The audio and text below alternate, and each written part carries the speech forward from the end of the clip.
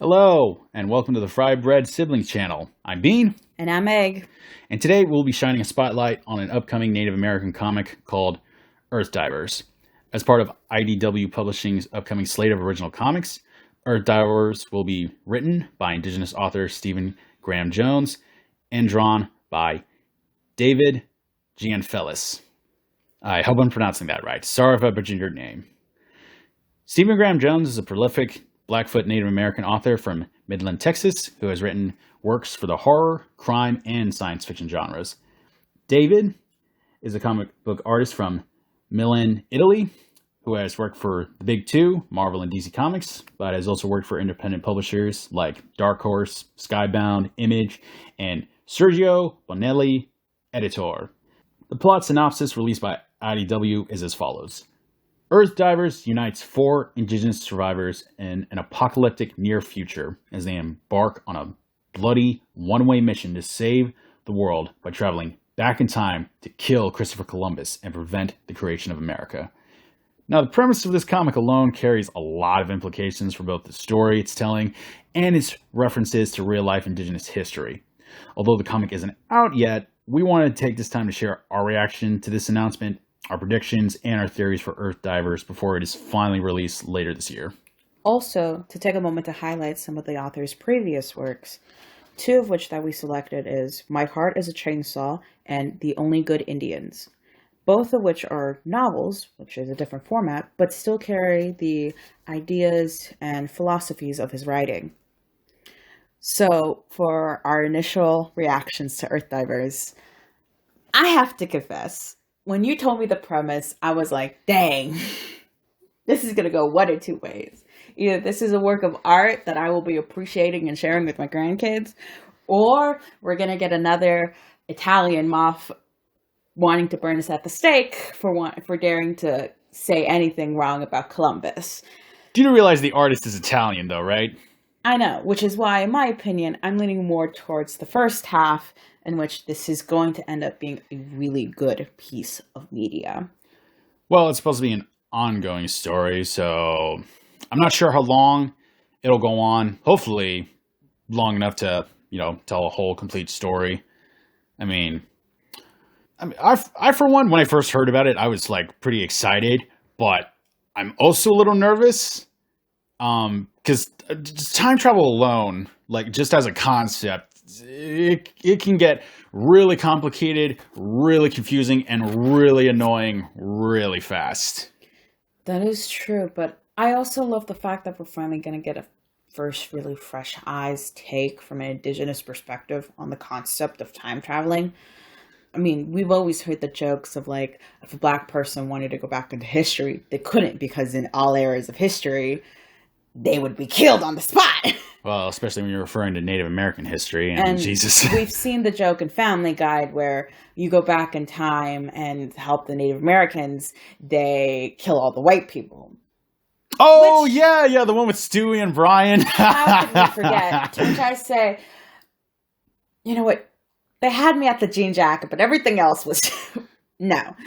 I also am kind of excited because it's very rare that we ever see Indigenous futurism, especially in a mainstream context. Well, I don't know if this is futurism per se. I think it's more like a fusion, okay? Because, so it's about these four native guys from the future who are time traveling into the past. So I think it's going to be like a bit of a fusion because it's a period piece / I guess sci-fi, kind of like the Terminator. I also do wonder what tribes are going to be represented by the four Indigenous survivors, time travelers, if you will, because definitely it will be interesting to see how Indigenous identity and tribal dynamics and historical contexts are treated in this text. Would you blame Stephen if he threw in a Blackfoot native? No, by all means. I kind of will touch on it when we talk about his novels, but if anything, I could strongly see that he will have to have at least one Blackfoot Indigenous member. And honestly, good for him. Shoot. Yeah. When we get to the point where we're able to publish our own works for indigeneity, I will fully admit I will 100% make sure I at least have one character from one of our indigenous heritage tribes. I will mention this though. I am a bit disappointed that it's for men and no indigenous woman is included or really mentioned in the synopsis. Well, it explicitly says for indigenous survivors. It doesn't say they're men, so... You have me playing here for a second. In that case, there better be at least one woman. Or, you know what, it'd be interesting to also see perhaps an indigenous non-binary or two-spirited if he decides to go down that route. You know. Also, the fact, of course, it has to be for indigenous people having to clean up the mess of the world. God! We're really carrying it on our backs over here. Like, come on! I know, like, the synopsis is only, like a really long one sentence. But, like... I mean, there's just so much you could do with the premise, and this story can go so many different ways, for better and for worse. Because, like, I mean, one idea I had was, okay, so time travel is a thing in the future, right? And somehow the native people of America managed to harness it and send 4 assassins back in time to kill Columbus, right? Okay. But if that's the case, then doesn't that also mean that there might be other people who also have this technology who could perhaps send someone to stop us from killing Columbus? That, and also the fact that they pinpoint it happening, like all of the apocalyptic situation happening in the future dates back to Columbus, and America is very interesting for me, especially in the historical context that we know that Columbus wasn't just the United States, it wasn't just the UK, how we like to think about it here in the United States. The reality is Columbus brought all of Europe with him. He brought all of the, in their own terms, old world with him. He was an Italian working for the Spanish Empire. Exactly. So it's definitely interesting to see exactly how did this, and let's be honest, he was a drunk sailor, one decision to just sail into the sun basically brought humanity to its knees in the distant future would be very interesting. I wonder if it's like an aspect of whether the future is like full of war or, you know, like how we see right now with climate disasters, or what exactly take on the future he's going to have. It might be the actions of Eurocentrism, Americanization, and whatever else. I wonder if it's almost going to be like an, not even an allegory, but rather like a warning story of like, hey, maybe we need to take a second to really think about what we're doing here and the legacy that we're carrying with us. Yeah. I mean, I do find it a little bit depressing and kind of scary that they have to go back in time to just prevent America from ever being made. I mean, did this country really mess up that bad in the future? Well, the fact that he points to America, not the United States, but the Americas ever being made, I can't help but wonder, what else does that mean exactly? Because I know when we say America, everyone automatically assumes the United States, but the reality is that like the Americas, that's 2 whole continents. How bad did we fuck up? Yeah, I'm pretty sure it's the U.S., considering how much of a global superpower we've become. And I can only imagine how much worse that could get in this depiction of the future. And I'm also curious, like, how much of that nightmare scenario we'll actually get to see in the comic. True. But I do hope he is able to explore a bit of indigenous futurism, especially since we've seen, you and I at least, in the Two Moons comic, of how they one of their short stories did dabble into time travel. No, that wasn't Two Moons. That was the other one. Not Two Moons. Moonshot. What am I saying? Yes. Yeah, that was Not me out here being foolish. But Moonshot did dabble a bit into time travel in like a kind of spiritual way. So I would love to see if we get kind of similar vibes. Like that technology fusing with mysticism. Yes. Yeah, that would definitely be interesting. I am curious though to see like how like this mission will play out. I mean, Is there a plan? I mean, how much have these four natives actually thought this through? Because, like, there's a lot of things you would need to prepare for if you want this mission to be a success. Because, diseases, language barrier. Because, like, if they're going back, Indigenous people being sussed out by fellow Indigenous people because this is pre-colonial. We don't know any white man or white ghost or white devils or whatever they want to call it back then. So it's just native pointing at native on the beach. Oh, like the Spider-Man meme? Yes, 100%. Also, how exactly, okay, this is getting into the nitty-gritty, but how are you going to kill Columbus? Because on one hand, you can't shoot him. Why not? You just take a gun and shoot him in the face. Because if you're on this mission, and this is a one-way trip, right, they know they're not going back. They can't let a gun or any technology from the future interfere with the current timeline. Right? Hypothetically. Also, let's be honest. I don't want it to be a gunshot. That's too fast for that fucker. Is this a fight to the death on the beach side? Is this rather we keep him looping around in a circle so his own crew mutinies and kill themselves? Well, I mean, they were about to before they made land. That is true. They were so close. Also, please, people, if y'all want to see just how close we were to not dealing with bullshit, look into like the logs of Columbus's first trip. His own crew was planning on killing him. If he had not found the Caribbean islands, he would have died. We were so close to greatness.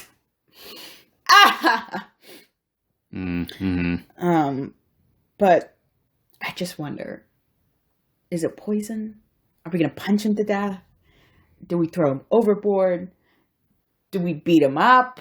Well, I mean, another thing to consider is what about the Indigenous people from the past? What's their role going to be in all of this? Because shouldn't they also have a say? That is true. That also brings up another factor. A lot of the Indigenous Caribbean population was completely wiped out by first contact with Columbus's crew. How is the future going to change with those tribes being alive? And if you kill Columbus, I mean, that changes a lot of things. But I'm also curious if it changes things enough, because even if you do assassinate Columbus, that doesn't necessarily mean that like this whole new world business isn't going to be found out. Because sure, you kill Columbus, but what's to stop like the next European explorer looking for a shortcut to China or India from stumbling upon this whole new continent? And we know for a fact that this is so stupid that it's even a myth or an idea, is that people at the time period knew 100% the world was round, but they just assumed it was open ocean. Yeah, well, again, they didn't know about just, that there was a giant continent in between Europe and China. They thought it was just giant ocean, and eventually you reach India at some point.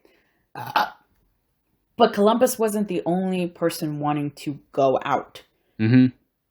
And we know for a fact there were Vikings, for better lack of the term. Oh, yeah. Technically, they were actually the first ones to find America. I also love the oral stories and, keepings of the first true contact, in which it was just standing in the middle of a blizzard, staring at each other, being like, "Who are you? What am I? I don't know who you are."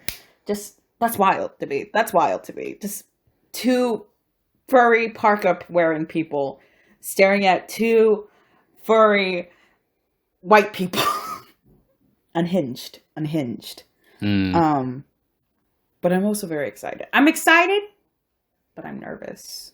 Well, I mean, you've gotten a taste of Stephen's writing with My Heart is a Chainsaw. So what was your initial impression? Oh, yeah, I guess we should transition to his novel works. Since we did sample some of his writings, I read My Heart is a Chainsaw, which it's giving me what could be his horror elements in terms of kind of more human struggle mixed with unnerved terror, which is a dash of fear of the unknown. And I don't mean that in the usual, like, Western sense of, like, oh, we don't know what's out there. I mean of, like, I know something's there. Something is waiting. And I don't know what. Well, no offense, but I feel like Native American history is horrifying enough on its own. I mean, they released the cover of the first issue, and I gotta say, like, it's scary looking enough as it is. Oh, 100%. And we will insert an image here on the screen. So for my sampling here, I've been able to read up to chapter Graduation Day. I also love the fact, I should give a bit of understanding from my perspective. I am an avid reader, but a lot of what I read growing up was from, well, white writers. Is that on my education system, or is that on my librarian never really investing in POC writers? Who's to say? Shout out to fan fiction carrying the weight on their backs in my teenage years, and I was like, I'm tired of reading and my blue eyes and white hair shine in the sun. And it was definitely very interesting, his kind of take on it, of characters' internalized monologues in the main character, Jade Daniels. And also the fact that Jade Daniels herself, the main character of this book, is half Blackfoot, half... Well, they haven't really stated what she is, but they do have a chapter in which she is talking to a fellow Indigenous person, and he calls her a mutt, to which she immediately rejects that. Yeah, I mean, like, blood quantum's always been an issue in the community. Like, I can understand to an extent where it comes from. That doesn't make it any less gross. Then the way that he writes and talks about race in his work that I've seen from this book, it's very interesting. I've noticed in a lot of Western media, and more specifically kind of like Western writers, is that when they address race, it's always in more of a descriptive term, or more in of like, we're acknowledging it, but we're not dwelling on it, or we are being consumed by it. This is hate on hate crime. Like, we get it.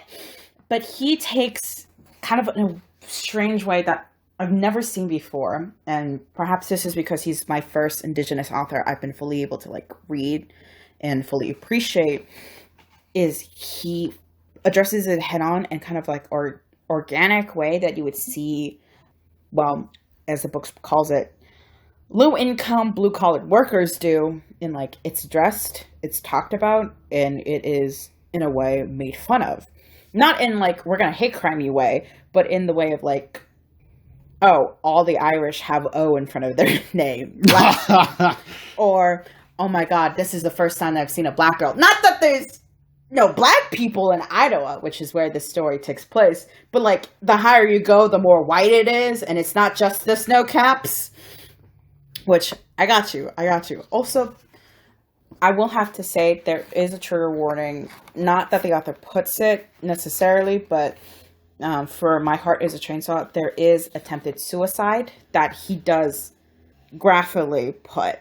Yeah, well, suicide is like a major problem in the Native community, so... And he does openly address alcohol, divorce rates, domestic violence, and sexual assault. Mm-hmm. Which is something that is all of which is very prevalent in the Indigenous community, especially violence towards women and queer people.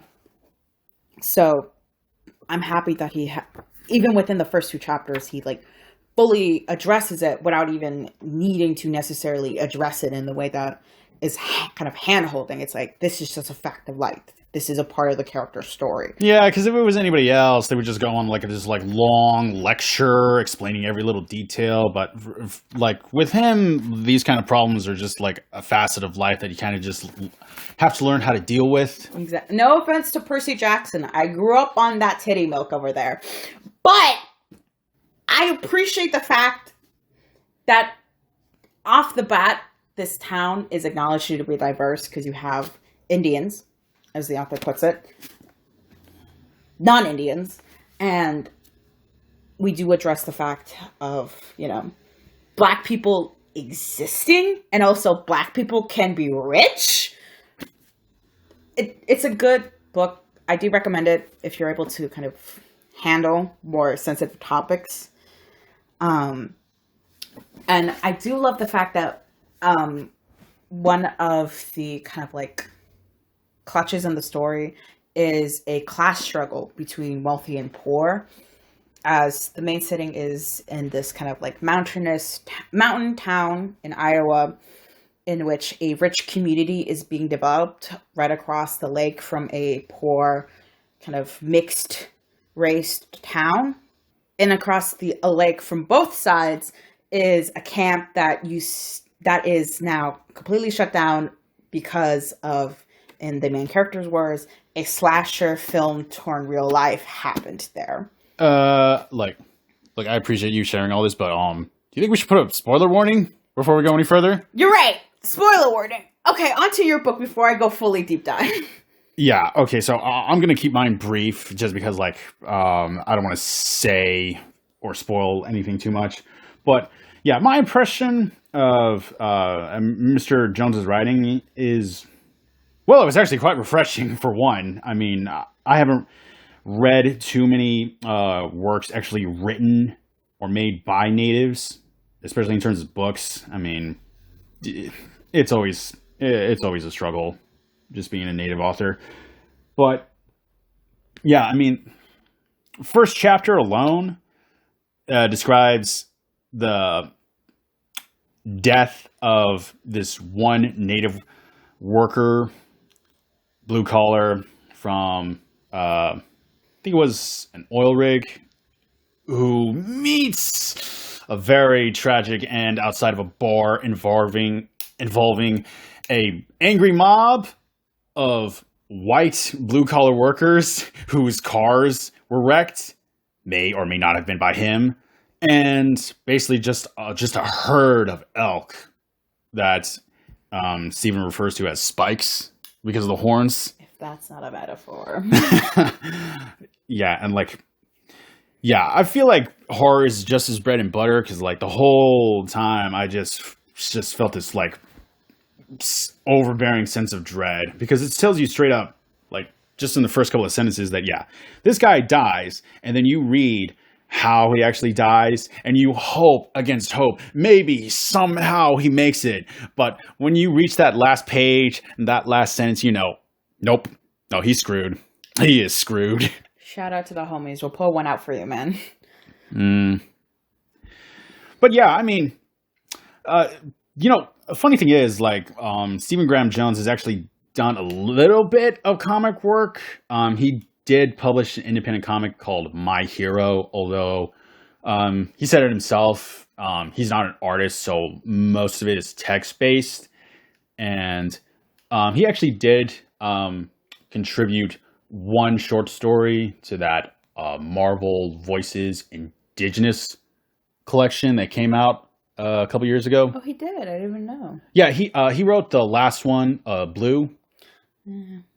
Personally, I think that one was my favorite out of all the other ones. No disrespect to any of the other native contributors, okay? I got to give credit where credit is due, okay? But yeah, I'm excited.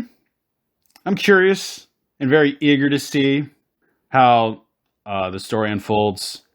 And I'm also curious to see how he, like, inevitably pulls in some kind of horror element. I mean, just the cover alone, I mean, like, that art with the black flags on the ships and the red crosses, and then the head that's half a skull on the cover. It's going to be... There's got to be some kind of aspect of, like, comic horror, I would say. Well, not comic, forgive me. Cosmic horror, and the fact that, like, these four time travelers with, like, the weight of humanity on their back being flung from the far future, there's got to be something chasing them. Whether it's fellow people from the future who want that, or maybe time itself being like, who said you can leave? And definitely, already off the bat, just given his previous works and the imagery that has been provided, there's going to be this humanistic horror. You mean like, oh, the real monster is man. No, I wouldn't even say that. Which, let's be honest, it's kind of a cliche at this point. We've seen it so many times in media. I think it's going to be something beyond that. And I can't exactly put words to it just yet, but there's something about his writing that feels different. It feels different. And I'm not sure what it is or how it's developing, but I'm very excited to watch.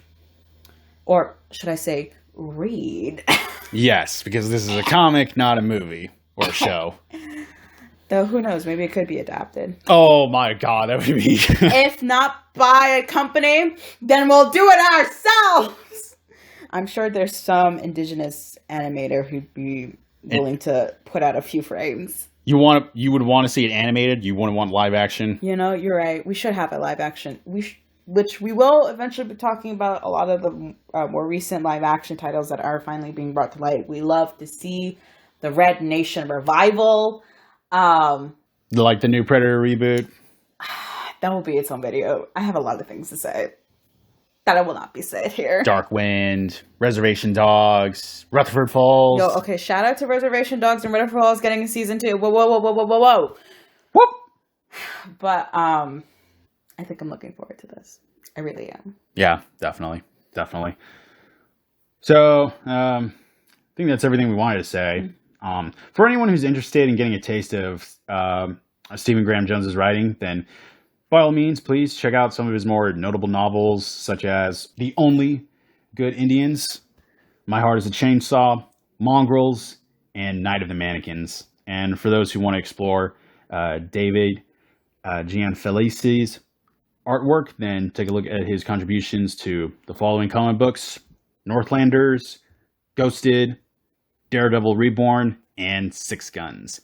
Thanks for listening to us ramble, and if you have any thoughts you'd like to share, then by all means, leave a comment down below, and we'll see you in our next video. Bye. Bye.